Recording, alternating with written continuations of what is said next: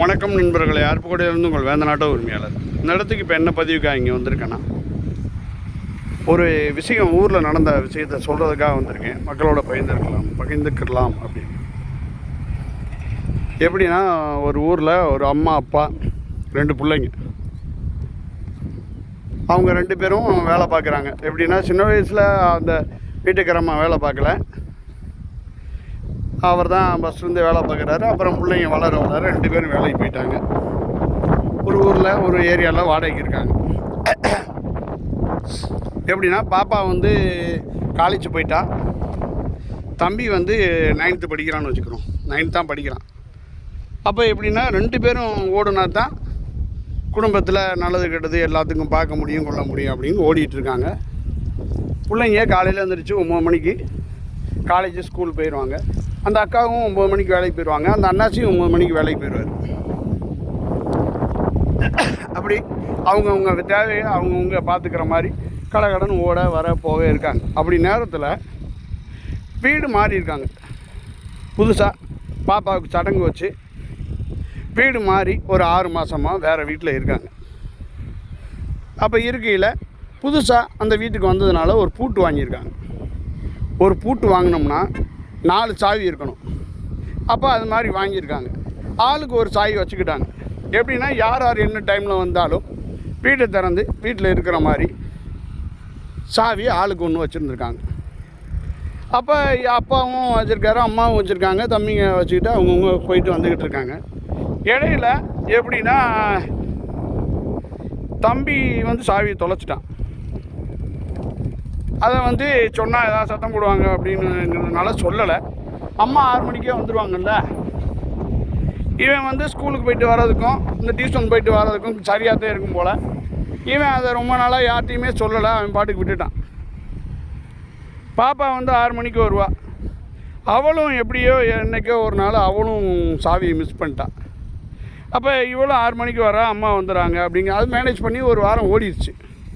அப்போ இடையில ஃபங்க்ஷன் வேறு வச்சு நகையும் கொஞ்சம் வீட்டில் வச்சுருந்துருக்காங்க, பணமும் வச்சுருந்துருக்காங்க.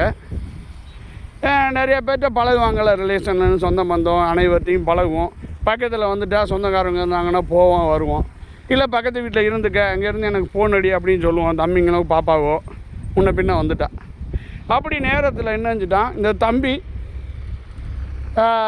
வந்து அங்கங்கே போய் அப்படி விளையாடுறது, டியூஷன் போகாமல் இல்லைன்னா டியூஷன் போயிட்டு வந்து உட்காந்துருக்கு. இந்த மாதிரி செஞ்சுட்டே இருந்திருக்கான். பாப்பா பாட்டு காலேஜ் போயிட்டு வந்துட்டான்னா டக்குன்னு வீட்டில் இருக்கிறது, இல்லைன்னா பக்கத்து வீட்டில் போய் ஃபோன் அடிக்கிறது, அம்மா வந்துட்டேன் அப்படின்னு. இந்த மாதிரி இருக்கையில் அவங்க வீட்டில் திருடு போயிடுச்சு. ஃபங்க்ஷன் இப்போ தான் வச்சுருக்காங்க, பொம்பளை பிள்ளை வச்சுருக்காங்க, கருமையாப்பட்டு உழைச்சி வீட்டில் 10 பவுன் நகையும் 2 லட்ச ரூபா பணமும் வச்சுருக்காங்க. காணாமல் போயிடுச்சு. காணாமல் போயிடுச்சுன்னா இவங்க ஊருக்கு போயிருக்காங்க 2 நாள். ஊருக்கு போயிட்டு 2 நாள் ஊருக்கு போயிட்டு வந்திருக்காங்க. பார்த்தா வீடு இந்த மாதிரி திறந்து பொருள்லாம் காணாமல் போச்சு. 2 லட்ச ரூபா பணம் காணாமல் போச்சு. வீட்டில் ஒரே சண்டை. அப்போ ஸ்டேஷனில் போய் கம்ப்ளைண்ட் கொடுத்துருக்காங்க.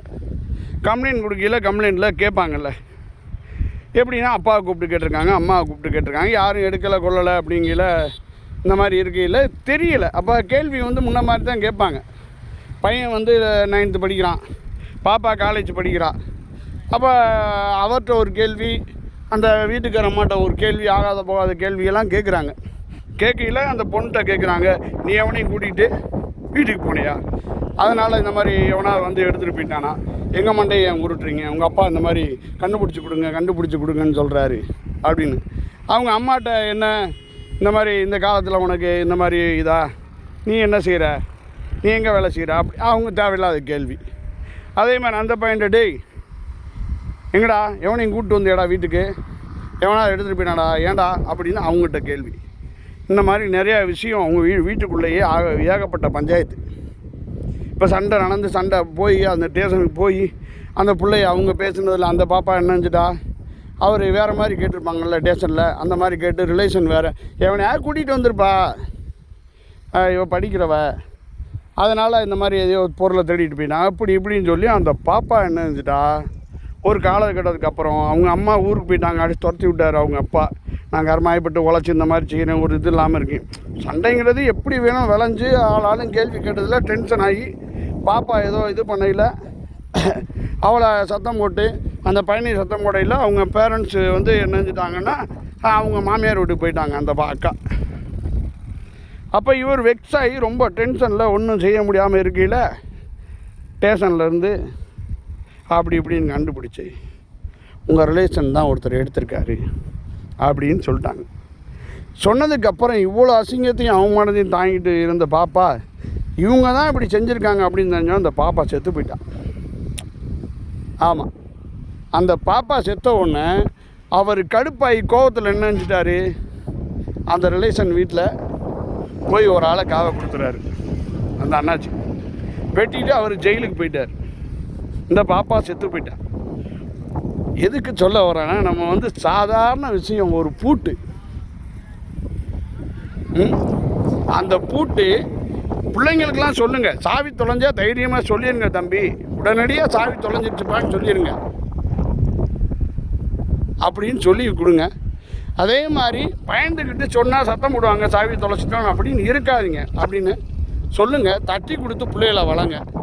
எதாக இருந்தாலும் நடந்துருச்சு அப்படின்னா சொல்லுங்கள்.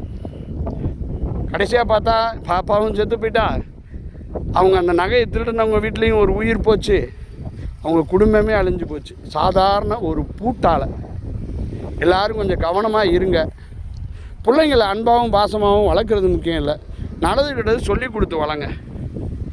எனக்கு தெரிஞ்ச வரைக்கும் இதை ஒரு இதாக கேட்டேன், மனசு கேட்காம இதை பதிவிடுறேன். கமெண்டில் ஏதாவது சொல்லணும்னு நினச்சா சொல்லுங்கள் நண்பர்களே. இந்த இடம் அருப்புக்கோட்டையிலேருந்து விருதுநகர் போகிற வழி டவுன்டானம்.